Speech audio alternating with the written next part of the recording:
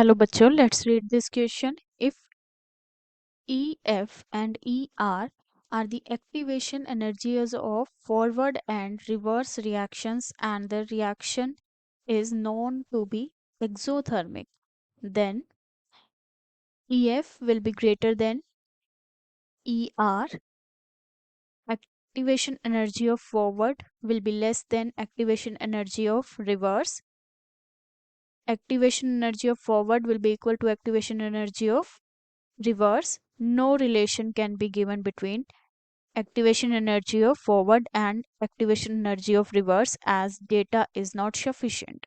So these are the options given to us. So सबसे पहले हम इस क्वेश्चन का की कॉन्सेप्ट देखेंगे एंड जो इस क्वेश्चन का की कॉन्सेप्ट है that is the exothermic reaction.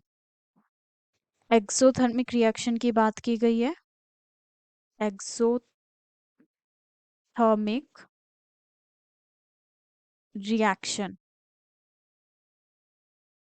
Reaction and exothermic reaction is the kind of reaction जिसमें हीट जो है रिलीज होती है. So heat is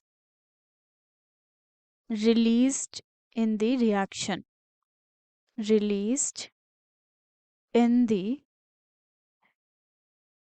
reaction and overall जो change आता है heat का that is negative because heat जो है that will be released.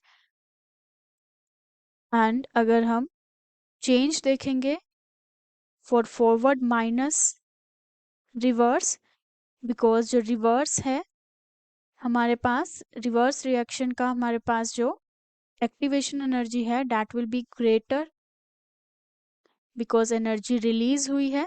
So due to विच जो हमारे पास ओवरऑल चेंज आएगा that will be in negative. Negative में होगा.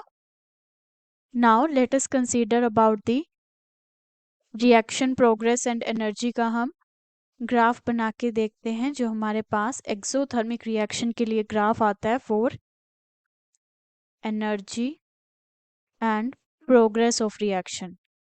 Progress of reaction. सो जो हमारे पास ग्राफ आता है दैट इज लाइक दिस. ये हमारे पास एक्टिवेशन एनर्जी होगी फॉरवर्ड रिएक्शन की एंड ये हमारे पास एक्टिवेशन एनर्जी होगी रिवर्स रिएक्शन की. सो हम यहाँ देख सकते हैं जो हमारे पास रिवर्स रिएक्शन की एक्टिवेशन एनर्जी है वो ग्रेटर है as compared to the activation energy of the forward reaction and due to this जो चेंज आएगा that will be in negative. And जो हमारे पास ऑप्शंस में गिवन है according to that the answer will be option 2.